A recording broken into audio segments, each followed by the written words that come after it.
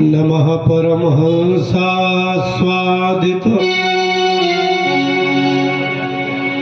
चरणकमल चिन्मकरन्दाय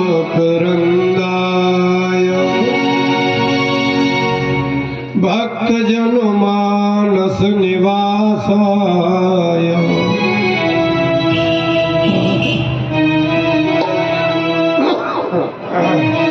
श्री रामचंद्राय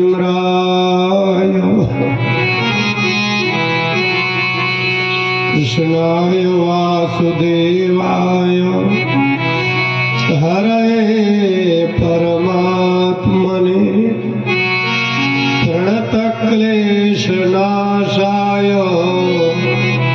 गोविन्दाय नमो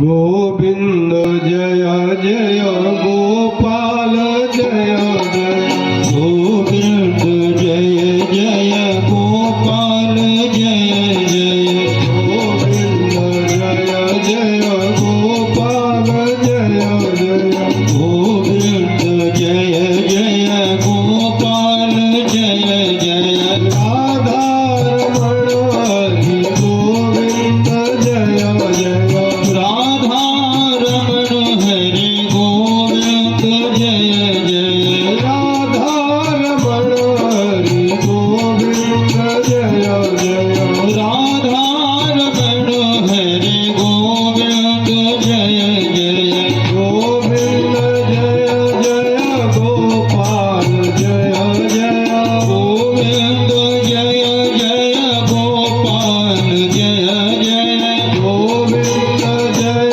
जय गोपाल जय जय गोविंद जय जय गोपाल जय जय राधा रमण हरि गोविंद जय जय राधा रमण हरि गोविंद जय जय राधा रमण हरि गोविंद जय जय राधा रमण हरि गोविंद जय बोले भक्तवत्सल भगवान की जय।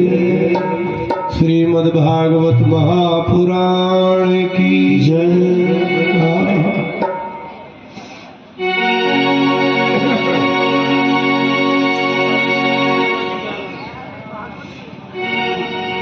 मनु शांत कहाँ होगा, जन्मों का प्यासा है। मन शांत कहाँ होगा, जन्मों का प्यासा है। मनो शांत कहाँ होगा, जन्मों का प्यासा है। मन शांत कहाँ होगा, जन्मों का प्यासा है। दुख सिंधु का मछला है, दुख सिंधु का मछला है। तृष्णालु दासा है, मन शांत कहाँ होगा, जन्मों का प्यासा है। प्रभु है तो ये रोगी, प्रतिपल दुख सहता है। प्रभु है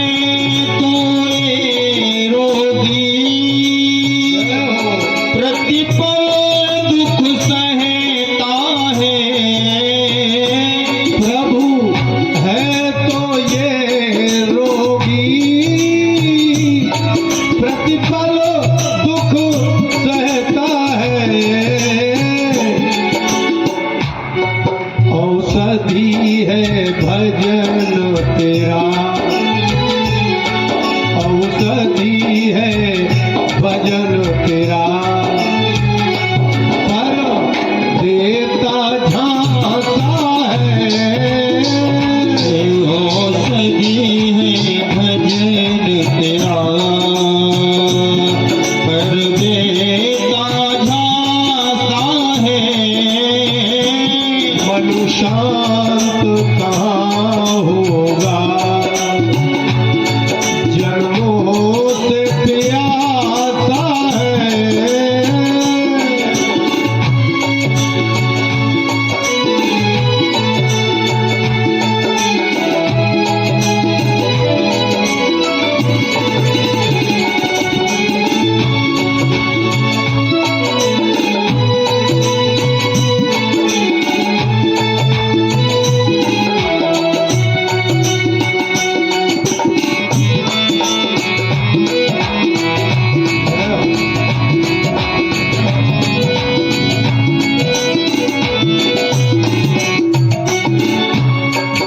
सन्मार्ग में लाने में मेरा जीवन बीत गया जन्मार्ग में लाने में मेरा जीवन बीत गया सन्मार्ग में लाने में मेरा जीवन बीत गया दुख छोड़ने में दुख है दुख छोड़ने में दुख है मुझे ऐसा आता है दुख छोड़ने में दुख है मुझे ऐसा भाता है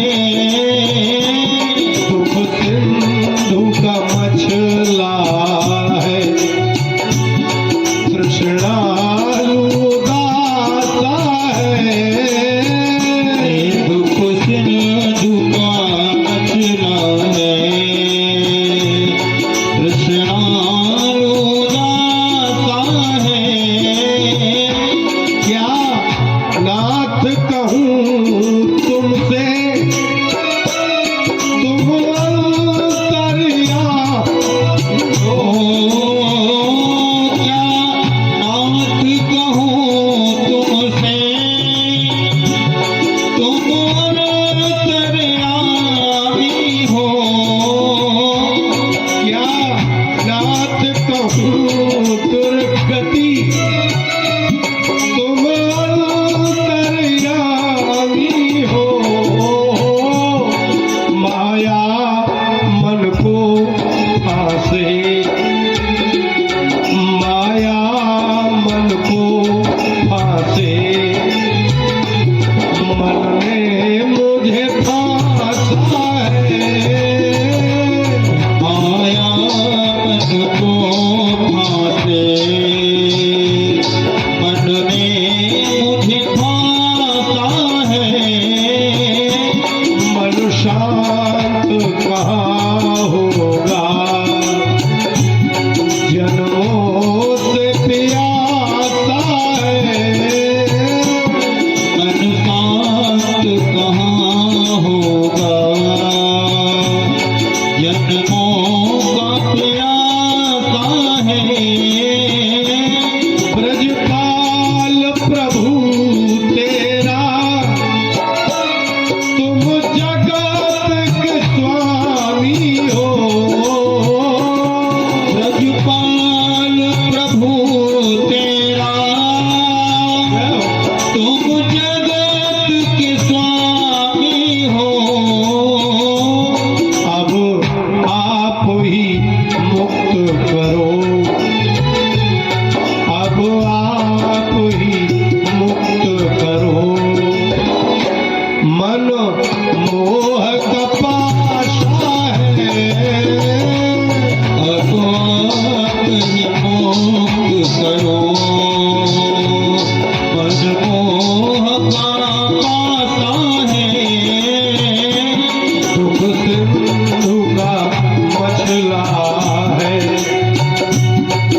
कृष्णालु दाता है। अनुसात कहाँ होगा, जन्मों का प्यासा है। अनुसात कहाँ होगा, जन्मों का प्यासा है। अनुसात कहाँ होगा। बोले भागवत भगवान की जय। श्री सुखदेव भगवान की जय। भक्तवत्सल भगवान की जय। जय जय श्री राधे श्याम। आहा। कल आपने इसका महात्म सुना था।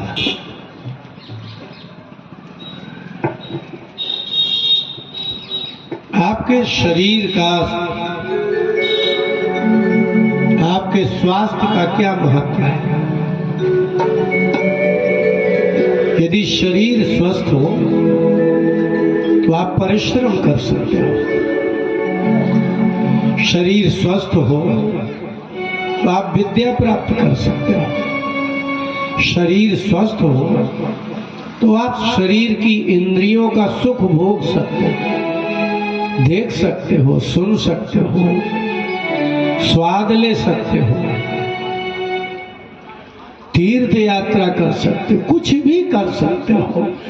तो जैसे शरीर में स्वास्थ्य का महत्व है, उसी प्रकार से अपने जीवन में ज्ञान का महत्व है। यदि ज्ञान होगा तो आप कुछ करोगे, ज्ञान नहीं होगा तो नहीं करोगे। यही महत्व है कि आप जीवित में सुन लें, ये अच्छी बात है। आप जीवित में ही अपने लिए कुछ कर लें। आपको लगे कि हमारी संतान कुछ भविष्य में क्या करेगी, 13 ही करेगी, श्राद्ध कर देगी, संतान भूल जाएगी। तो आपने कमाया है, आप उसको खर्च करिए।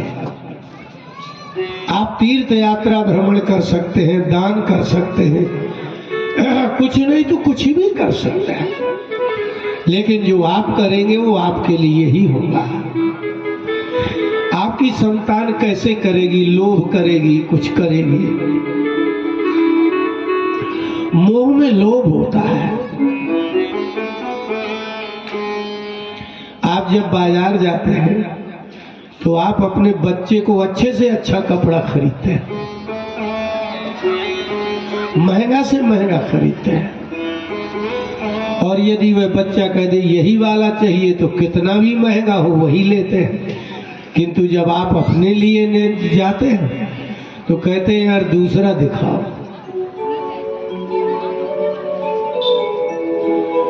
थोड़ी कम में दिखा दो। क्यों? अपने लिए ऐसा क्यों? आप भी अच्छा पहनो,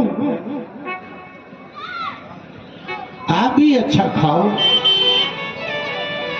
आप भी अच्छा करो। अपने लिए ऐसा क्यों? करो तो संतान के लिए भी उतना ही उदारता से करो, पत्नी के लिए करो, पति के लिए करो, परिवार के लिए करो, लेकिन अपने लिए भी करो। अपने लिए क्यों हम कम कीमत का कपड़ा पहने, कम कीमत की चप्पल पहने, कम पुण्य करें, कम दान करें? ऐसा क्यों करें? अगर जीवन ही जीना है तो अपने लिए भी करिए। अपने को दुख देकर के किसी को आप सुख देते हैं।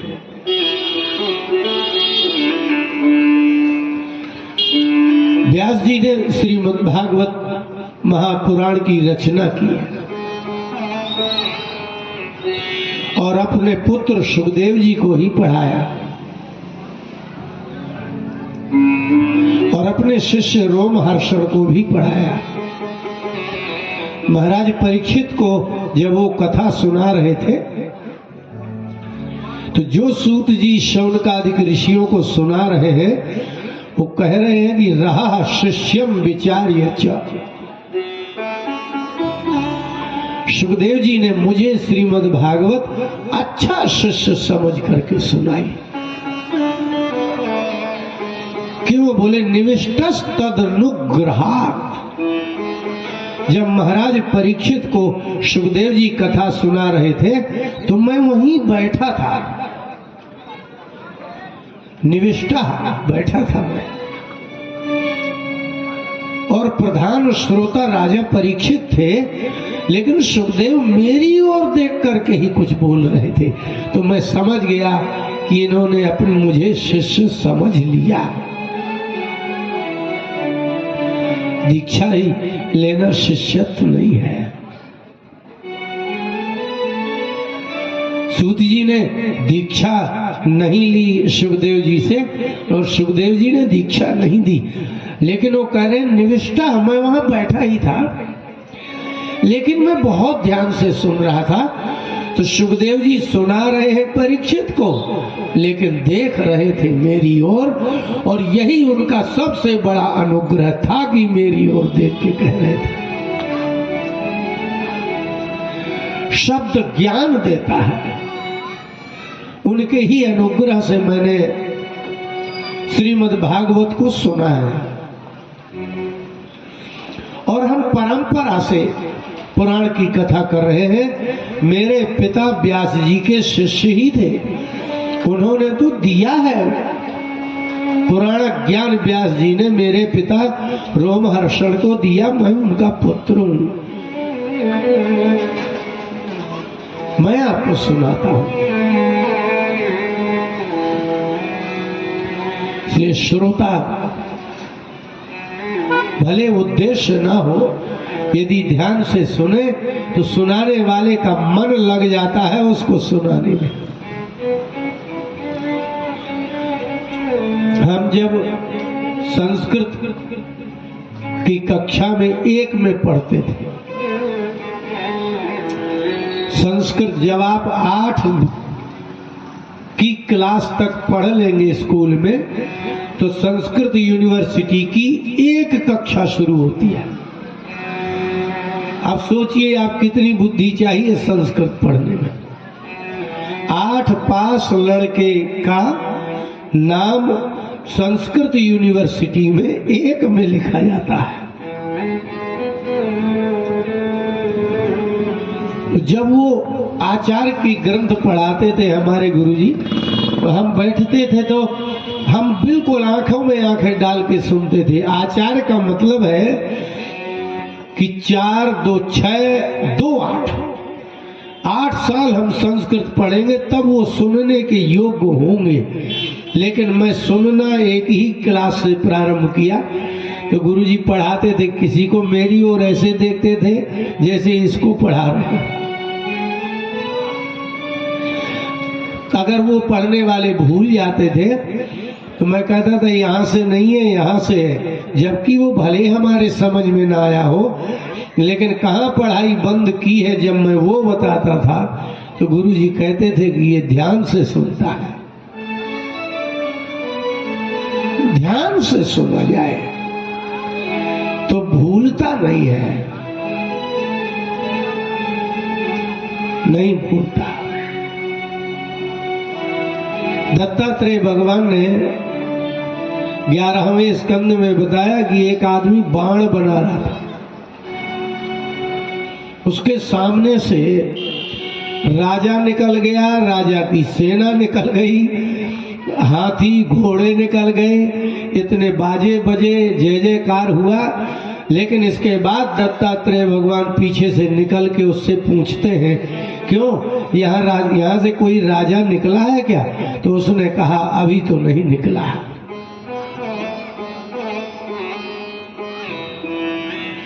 कितना मन लग गया होगा उसका कि राजा के साथ इतनी प्रजा थी, घोड़े थे, हाथी थे, सेवक थे, और वह बाण बनाता रहा तो बनाता ही रहा। इसी का नाम है मन का लगना। इसलिए सूत जी ने कहा कि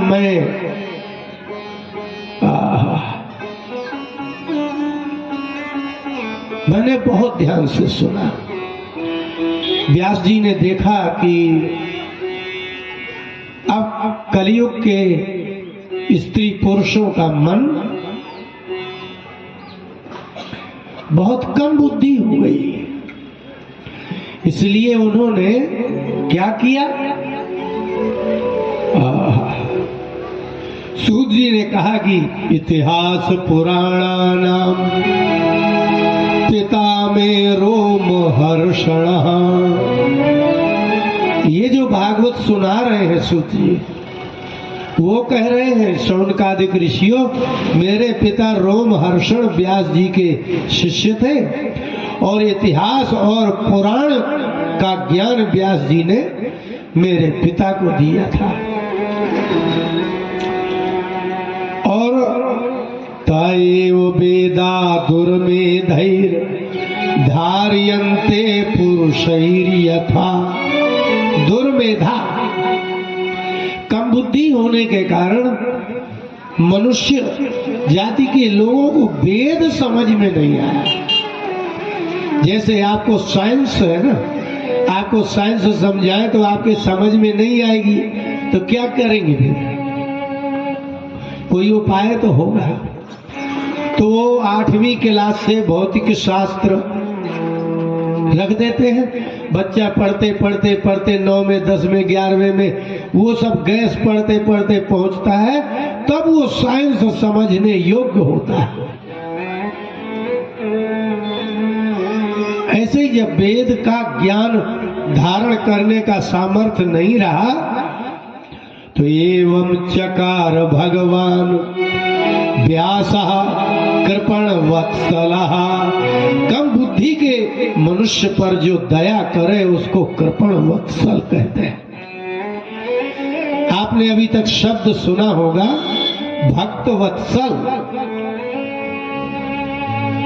भगवान भक्त वत्सल है, भक्तों पर कृपा करते हैं। लेकिन महात्मा जब कम बुद्धि के मनुष्य पर कृपा करें तो उस महात्मा को कृपण वत्सल कहते हैं। भगवान व्यास जी ने देखा कि ये बड़े कम बुद्धि के हैं तो कृपा करके वेद के 4 भाग कर दिए, लेकिन फिर भी लोगों ने नहीं पढ़ा, धारण ही नहीं कर पाया।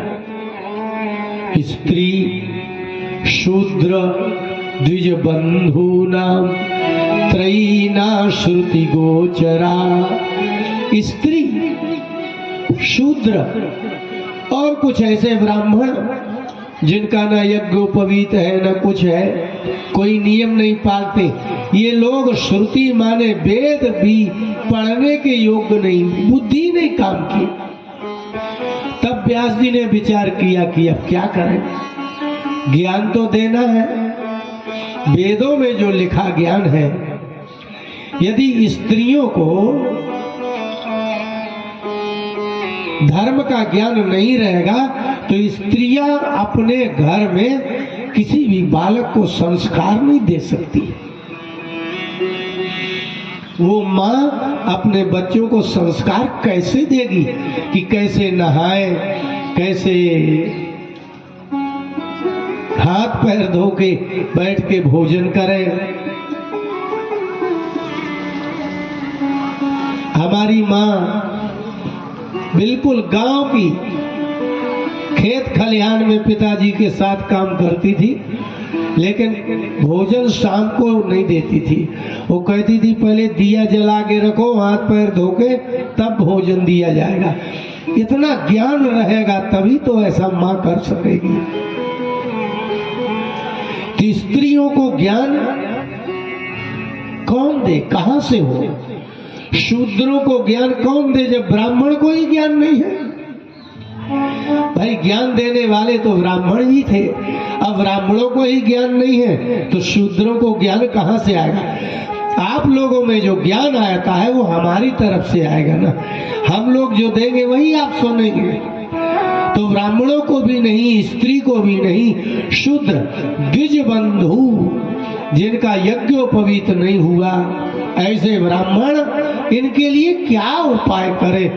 तब व्यास जी ने एक उपाय किया।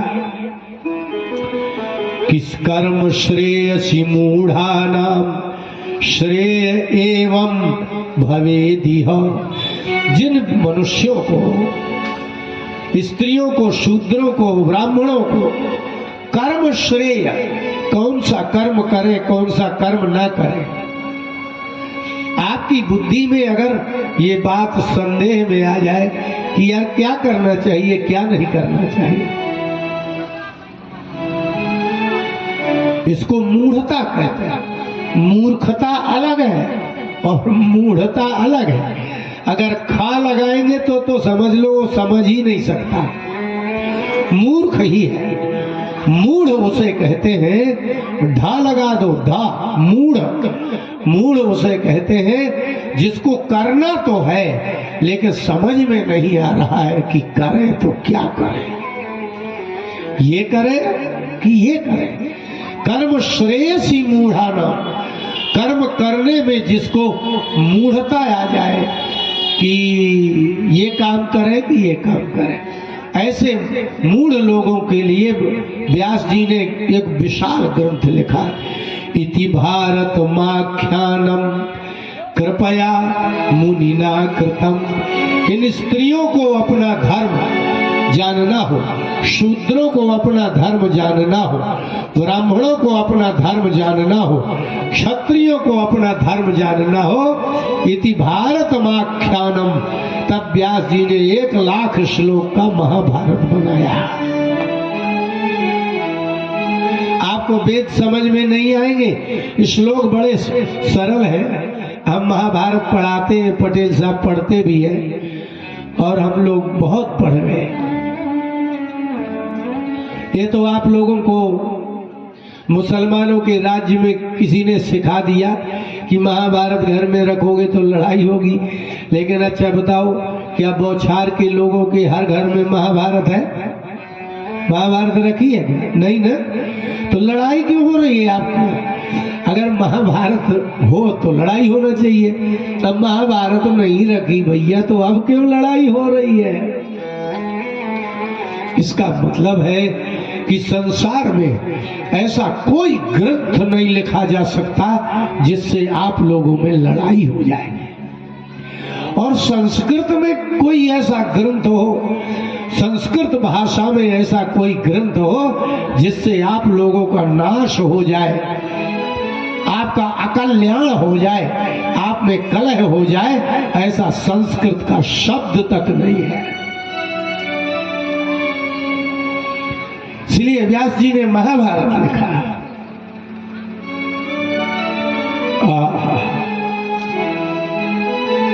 एवं प्रवृत्तस्य तदा भूतानां श्रेयसी द्विजाः।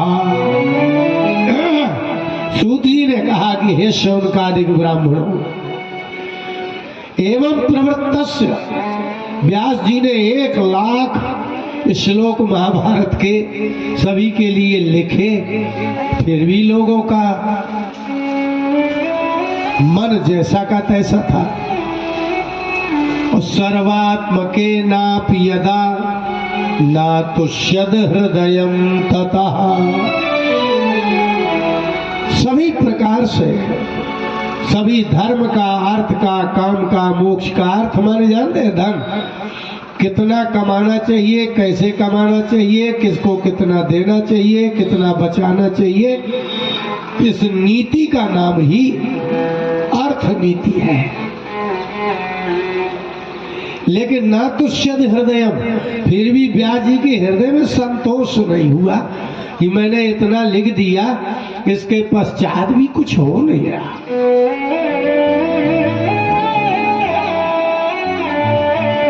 असंतोष, आपको धन कम पड़ जाता है तब असंतोष है, आपको भोग कम पड़ जाते हैं इसीलिए असंतोष है, आपकी इज्जत कम है इसलिए असंतोष है, आपको सब जगह असंतोष है। लेकिन महात्माओं को तब असंतोष होता है जब समाज के लिए बहुत कुछ करते हैं और समाज फिर भी नहीं समझता, तब असंतोष होता है। महात्मा बहुत प्रयास करते हैं, बड़ा प्रयत्न करते हैं कि सभी मनुष्य, सभी स्त्रियां, सभी बालक शांति से रहें। लेकिन व्यास जी को संतोष नहीं हुआ, इतना लिख गया। 4 लाख श्लोकों में 18,000 श्लोक कम करो आप।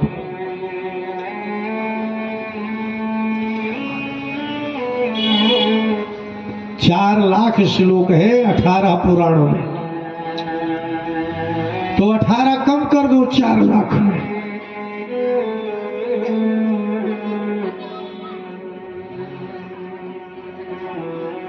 तो 3,80,000 श्लोक लिख जाने के बाद आप लोगों के लिए व्यास जी ने 3 लाख और बताइए कि 82,000 श्लोक लिख दिए, लेकिन आपकी बुद्धि ठीक नहीं हुई, तो हताश हो गए। ना तुष्यद हृदय, उनका संतोष नहीं हुआ। नाति प्रसीद हृदय सरस्वत्यास्तटे शुचौ। व्यास जी के मन में जब संतोष नहीं हुआ तो सरस्वती के तट में आके बैठ गए। जब आपको दुख होता है ना, तो आप भीड़ में नहीं बैठते, अकेले बैठ जाते।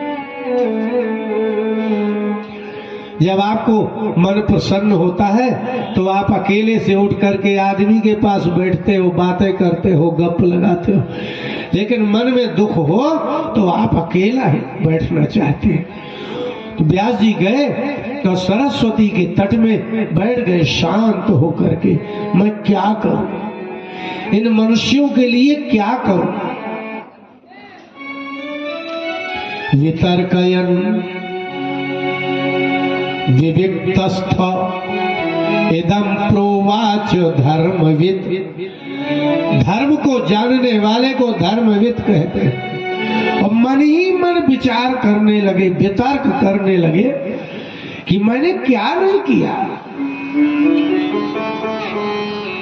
वेदों के विभाग किए, लाखों श्लोक लिखे, और मैंने मानिता निर्व्यलीकेन गृहीतम चानुशासनम।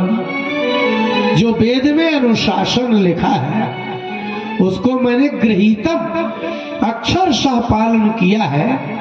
माना मानितम, मैंने भगवान के द्वारा लिखे हुए अनुशासन को माना, आचरण किया। और गुरवा, गुरुओं की सेवा की, छंदांशी, वेदों को पढ़ा और विभाग किया। लेकिन मैं क्या करूं? तथापि बत दह्यो इहात्मा चैवात्मना विभु। लेकिन मेरा मन, मेरा शरीर मुझे संतुष्टि नहीं है। यही बात है, आपको भोगों से संतुष्टि नहीं होती है और महात्मा को अच्छे से संतुष्टि नहीं होती। जिस काम को आप करो और आप सफल ना हो तो आपको असंतोष हो जाता है असफलता में। व्यास जी शांत सरस्वती के तट में, उनके आश्रम का नाम है शम्या प्राश आश्रम। जैसे च्यवन प्राश है ना, तो प्राश माने होता है खाना, आसन माने होता है भोजन। और जब कोई का काम नहीं बनता तो नेता क्या करते हैं? अनशन। आसन माने भोजन, अब उसमें अन्न लगाइए, अनशन, जो भोजन नहीं करते। लेकिन शांत बैठे थे। अब इतने बड़े भगवान के अवतार, चारों वेदों के ज्ञाता, महाभारत के रचयिता, 3,82,000 श्लोकों के रचयिता, उनको भला कौन संतुष्ट कर सकता है और कौन कमी बता दे कि तुम यहां असफल हुए। हम संस्कृत लिखे और संस्कृत बोले तो हमारी संस्कृत की अशुद्धि कौन बताएगा? जो संस्कृत जानकार होगा, और वो भी जो हमसे ज्यादा जानता होगा। आपकी अशुद्धि, आपकी गलती वही बता सकता है जो आपसे अधिक होगा।